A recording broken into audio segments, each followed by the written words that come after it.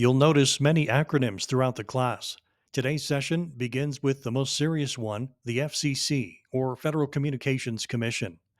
The FCC is the federal agency authorized by Congress to regulate broadcasting. Their jurisdiction includes radio, television, wire, satellite, and cable across the United States. One of your main jobs as an announcer is to be familiar with the many rules for which the FCC holds radio stations and announcers accountable. An operator's license is no longer required, but as an on air operator, you are still responsible to be compliant with the FCC rules and regulations and to adhere to the station's operational and format policies. Stations and announcers that fail to follow federal rules are regularly fined large amounts of money and subsequently refuse the privilege of broadcasting. Your three general areas of announcer responsibility are programming, transmitter, and EAS. Programming means following the format of the station, playing advertising when scheduled, the substance of your live breaks, etc.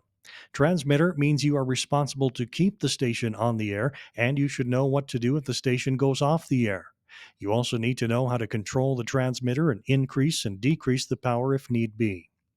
The FCC is paying closer attention to a station's role in the emergency alert system, and you must also have knowledge of how the system works and how to send, receive, and log EAS tests.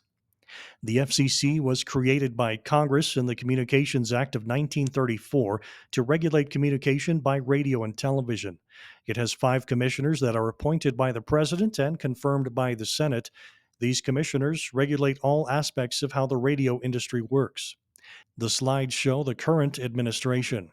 New Mexico Attorney Gloria Tristani served as an FCC commissioner under President Bill Clinton from November 1997 to September 2001. Under these commissioners are various operating bureaus, including enforcement, international, wireless telecommunications, public safety and homeland security, and media.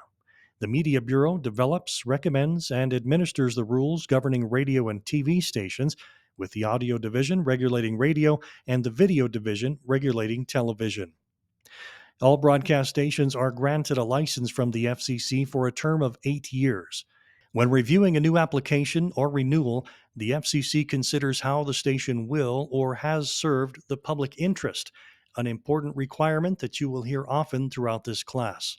Remember, the license is granted to the licensee to serve the community, not the licensee itself. The licensing criteria is pretty simple. The FCC reviews the community's need for additional broadcast outlets, keeping public interest at the forefront, and it considers specified engineering standards designed to prevent interference between stations and other communications users.